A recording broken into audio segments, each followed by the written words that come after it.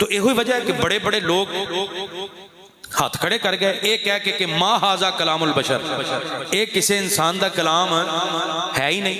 ये इश्तियारे, ये फसाहत, ये बलागत, ये तरगीब, ये तरहीब, ये खौफ, ये अंदर बयान इबादत का बयान, ये अंदर मुआशियात का बयान, ये अंदर सियासियात का बयान, ये अंदर गुजरे हुए वाकयात, ये अंदर आने वाले वक्त दी पेशीन गोइयां, ये अंदर तौरात की तस्दीक, ये अंदर ज़बूर की तस्दीक, ये अंदर इंजील की तस्दीक। यानी एक किताब के अंदर इतनियां चीज़ां, हर फन, हर सुखन अल्लाह ताला ने इस किताब च रख दिता। ताई उन्हें हाथ खड़े कर दिते, मा हाजा कलामुल बशर, ये किसी बंदे का कलाम नहीं, एक कलाम है ते अल्लाह रब्बुल आलमीन का कलाम है, अल्लाह का कलाम है।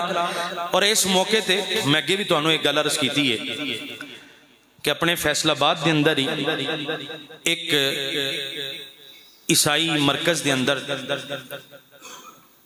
जदों मैं गया और मेरा मुकालमा उस पादरी नाल होया, उन्हें आख्या जी कि आसमानी किताबां किनियां ने? मैं जी 4। उन्हें आख्या जी किन्ने दी हिफाजत की जिम्मेदारी अल्लाह ने लई है? मैं जी 1 ने। उन्हें आख्या जी दसो ना, फिर एक मां दे 4 बच्चे होण, मां आखे मैं तिन्हां दी हिफाजत नहीं करती, एक दी करांगी, ते तिन्हां नूं बघियाड़ खा जाए ते कसूर कीदा है मां दा कि बच्चियां दा? मतलब वो कहने का मकसद है इसी एतराज़ का कि 4 किताबां ने, तिन्हां दी हिफाजत की जिम्मेदारी अल्लाह ने नहीं लई, चौथी दी लई है। तो जे 3 खराब हो जाए माज़अल्लाह, मतलब ये कि उन्हां रद्दो बदल हो जाए, तहरीफ हो जाए, तो कसूर तो फिर किताबां भेजने वाले का होया।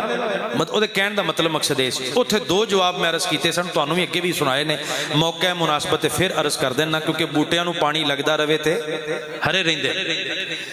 मैं क्या पहला जवाब यदा यह है कि जदों पुत्र मां के सामने खलो के आखे मां सानू तेरी हिफाजत की लोड़ ही नहीं, सानू नहीं लोड़ तेरी प्रोटैक्शन दी, तेरी हिफाजत दी, तेरी कस्टडी दी, असी अपने जोगे बड़े हाँ।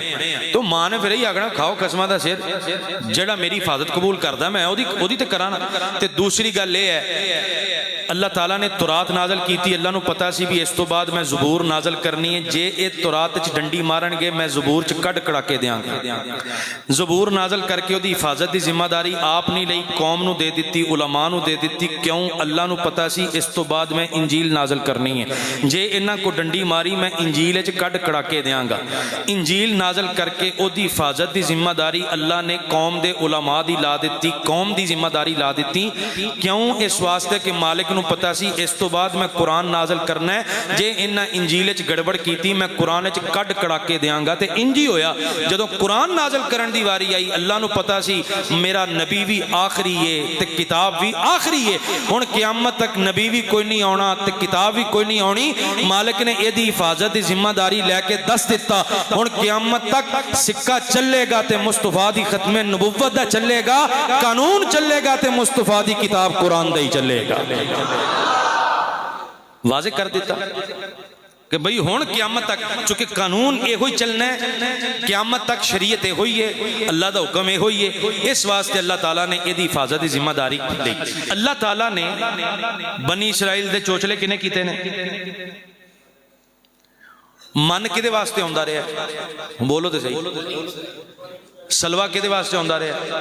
वो केड़ी कौम है जिन्हें आख्या अंता व रब्बू का फ़कातिला हा हुना कायदुन, तुसी जाओ तो तुहाडा रब जाके लड़े, असीं ते इत्थे बैठे हैं, सानू इत्थे बैठे सारा कुछ देना ते दे छड्डो। वो कौम केड़ी सी?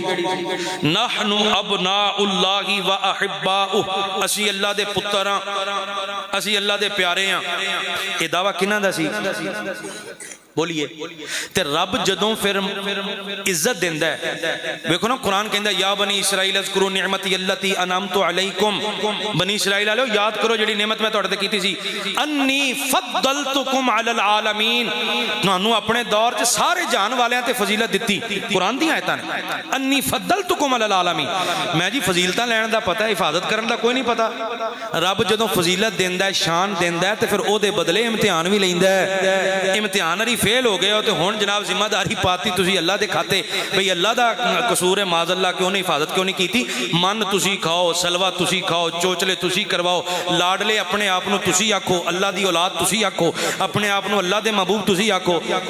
तुहाडा जे तुसी तुरात दी हिफाजत ना कर सको, ਬਈ ਜ਼ਬੂਰ ਇੰਜੀਲ ਦੀ ਹਿਫਾਜ਼ਤ ਨਾ ਕਰ ਸਕੋ।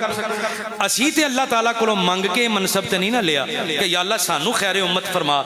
ਇਹ ਤੇ ਅੱਲਾਹ ਤਾਲਾ ਨੇ ਸਦਕੇ ਨਬੀ ਪਾਕ अलैहिस्सलाम ਦੇ ਨਬੀ ਪਾਕ ਦੇ ਮੂੰਹ ਨੂੰ ਤੇਰੇ ਮੇਰੇ ਸਿਰ ਤੇ ਫਜ਼ੀਲਤ ਦਾ ਤਾਜ ਵੀ ਰੱਖ ਦਿੱਤਾ ਤੇ ਸਾਡੇ ਕੋਲ ਜਿਹੜੀ ਕਿਤਾਬ ਆਈ ਹੈ ਉਸ ਕਿਤਾਬ ਦੀ ਹਿਫਾਜ਼ਤ ਦਾ ਜ਼ਿੰਮਾ ਵੀ ਅੱਲਾਹ ਨੇ ਆਪ ਲੈ ਲਿਆ।